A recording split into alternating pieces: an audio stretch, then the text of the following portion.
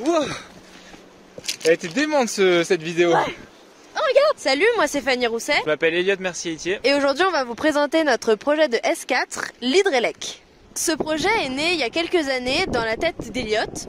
En fait, il a toujours aimé les drones FPV, les balades en montagne, et ça l'embêtait beaucoup de devoir redescendre au chalet pour recharger ses batteries.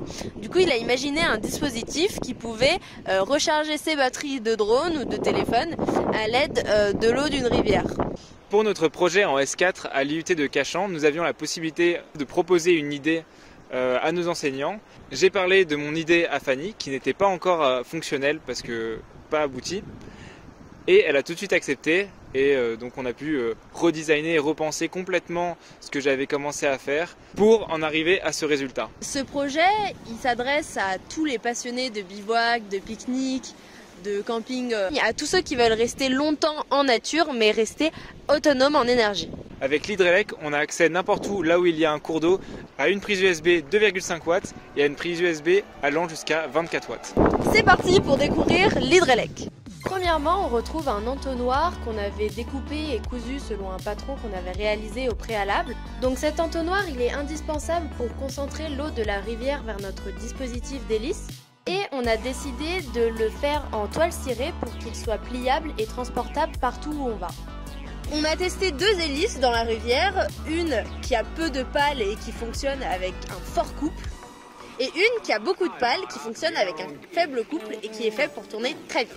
La première hélice avec un fort couple, on l'a utilisée pour faire tourner une machine à courant continu avec son réducteur à engrenage. Et la deuxième hélice, on l'utilise avec une génératrice triphasée qui a besoin de tourner très vite pour nous fournir du courant. Dans le cas de notre génératrice triphasée, on utilise directement un petit pont redresseur à sa sortie car le bloc connectique ne reçoit que du courant continu. Toute l'électronique de l'Hydrelec, on la retrouve dans ce boîtier que l'on appelle le bloc connectique. Le bloc connectique récupère le courant continu de la génératrice et vient le réguler pour pouvoir recharger une batterie qui est intégrée à ce même bloc, qui permettra d'accumuler assez d'énergie pour permettre la recharge rapide. À l'extérieur de ce bloc, on va retrouver deux prises USB, donc comme déjà précisé, une charge rapide, une charge lente, et deux interrupteurs. Un interrupteur de position qui permet d'allumer tout le dispositif et d'envoyer de l'énergie sur les prises USB, et l'autre qui est plus en fait un bouton poussoir qui va permettre seulement quand il est enfoncé d'allumer l'écran. Si on a fait ce choix, c'est pour que l'écran soit pas tout le temps allumé, pour pas que l'énergie que l'on récupère soit directement dépensée dans le rétroéclairage de l'écran.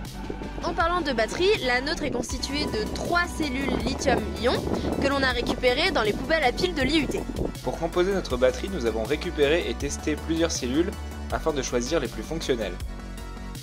Voici un schéma synoptique de l'électronique. Sur ce schéma, vous pouvez observer un convertisseur boost suivi d'un régulateur convertisseur buck. On a opté pour ce choix au détriment d'un meilleur rendement, car nous avions besoin d'une sortie régulée pour obtenir une tension de 13 volts et que le convertisseur boost ne fait qu'augmenter la tension sans la réguler. Grâce à cette tension de 13 volts, la carte qui s'occupe du chargement de la batterie peut fonctionner correctement.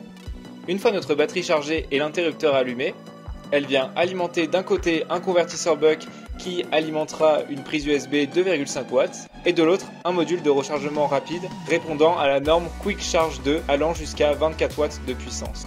Finalement, dans notre boîtier, on retrouve une carte Arduino Nano qui nous permet de mesurer les 3 tensions des 3 cellules de la batterie et la tension fournie par la génératrice. Merci de votre écoute, on espère que ce projet vous a plu autant qu'il nous a plu à nous. Au revoir!